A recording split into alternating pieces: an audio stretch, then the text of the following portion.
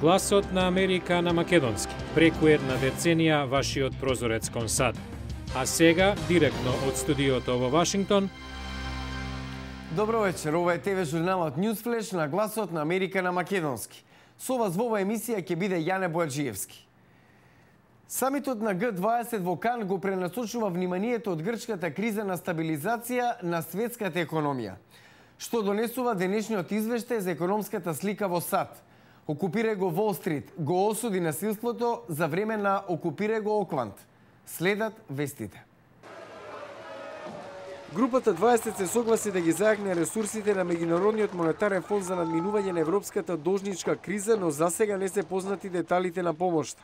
На самитот во Кан, Франција, групата се фокусираше и на стабилизирањето на глобалната економија и домашната потрошувачка. Стапката на невработеност во САД во октомври се намалила за 0,9% и сега изнесува 9%, а биле отворени 80.000 нови работни места, според на новиот извештај на владиниот оддел за труд.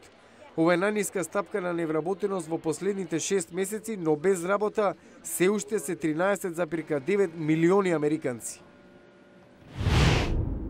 Движењето Окупирај го Волл Стрит го осуди насилството и вандализмот што изби за време на протестот Окупирај го Окланд во Калифорнија.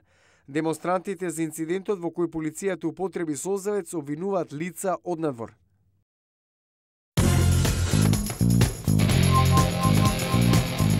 Гласот на Америка ви подарува компјутер.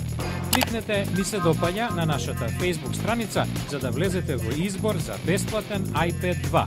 Добитникот ќе го објавиме на 15 ноември. Повеќе од половина од американските вработувачи не може да најдат квалификувани луѓе за некои од најбитните работни места. И многу други земји имаат ист проблем, според глобалното истражување на Manpower Group, меѓународна агенција за вработување. Зошто ова се случува во време кога милиони се невработени? Денес има потреба од луѓе со специфични и високотехнолошки способности, според извршниот директор на Manpower Group, Джеф Джорерс. Голем број невработени веќе 2 години па и повеќе бараат работа, а за тоа време бизнисот доживеа многу промени. Технологијата е поусовршена, а работните места бараат дополнителни познавања и вештини. Затоа, дури и со голема стапка на невработеност во повеќето земји, компаниите и натаму имаат проблеми да најдат квалификувани работници. Решението е во обуката, но недоволен број на оние кои бараат работа ги следат промените во технологијата. Според истражувањето на Manpower, спроведено во 39 земји, 34% од работодавачите имаат проблеми да најдат квалификувани работници. Процентот во САД е уште повисок, 52, а најголем во Јапонија, Индија и Бразил. Потребата од квалификувани работници е најголема во високата технологија, трговијата и продажбата. Кога местата се непополнети, пати економијата во целина. Во САД компаниите прават несекојдневни потези за да го решат проблемот.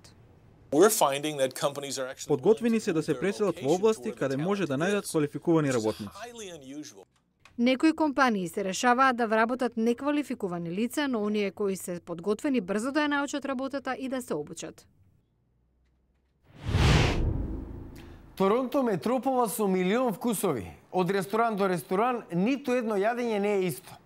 Мултикултурноста се одразува и во рестораните, од медитеранска преку ексклузивна француска кујна, па се до морски специјалитети од Тајланд. Во продолжение, Гласот на Америка ви подготви разгледница од Торонто. За оние кои сакаат да пробаат нешто ново, доминира француската, либанската и мексиканската кујна. Комбинации на вкусови за кои не сте ни сонувале дека одат заедно. Луто и мед со месо, овоше со солени производи, разноразни зачини и маринади. За најсмелите пак, пржени скакулци или пак јајца од мравки. Иако во Торонто и неговите предградија живеат околу 100.000 македонци, нема ресторан каде исклучиво се служи македонска храна. Има неколку ресторани во Торонто каде собственици се македонци, меѓутоа тамо не можете да пробате традиционални македонски специјалитети. Смислата за подготвување на добра храна кај французите е природна. Таков е впечатокот кога ќе посетите француски ресторан во Торонто. Таму за храната говорат со посебен жар. По улиците на канадската метропола се добива впечаток и дека сте близу до Блискиот исток. Градот не е имун ниту на одредени арапски и турски јадења, што со текот на времето се одомаќениле и во грчката кујна. Речиси 70% од жителите преферираат италијанска, тајландска, грчка, кинеска и јапонска храна.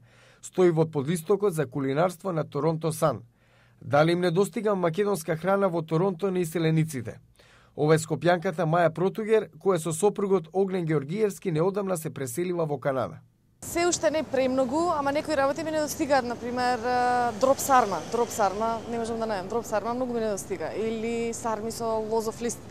Не баш пошто кога ми недостига ќе тргнам да барам, обично налетувам на нешто што е замена за тоа што го барам е поинтересно или поекзотично, не сум го пробал и од друга кујна.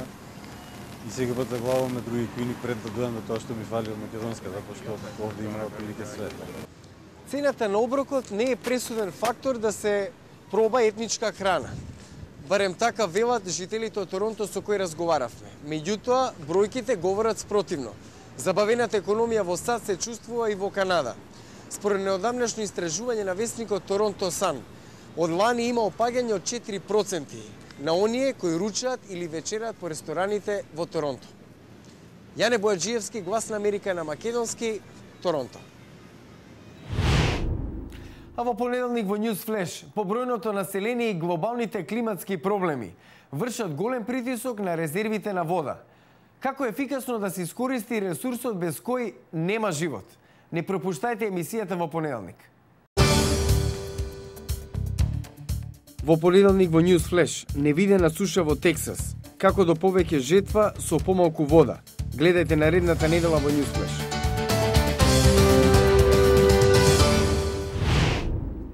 Го гледавте News Flash на Гласот на Америка на македонски. Јас сум Јане Бојаджиевски од студиото во Вашингтон.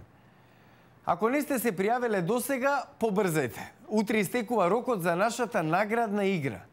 Гласот на Америка ви подарува компјутер. Кликнете дека ви се допаѓа нашата Facebook страница за да влезете во конкуренција за iPad 2. Добитникот ќе биде објавен на 15 ноември. За најнови содржини посетете нашата веб страница glasnaamerika.com. Пријатна вечер. Се гледаме в понеделник.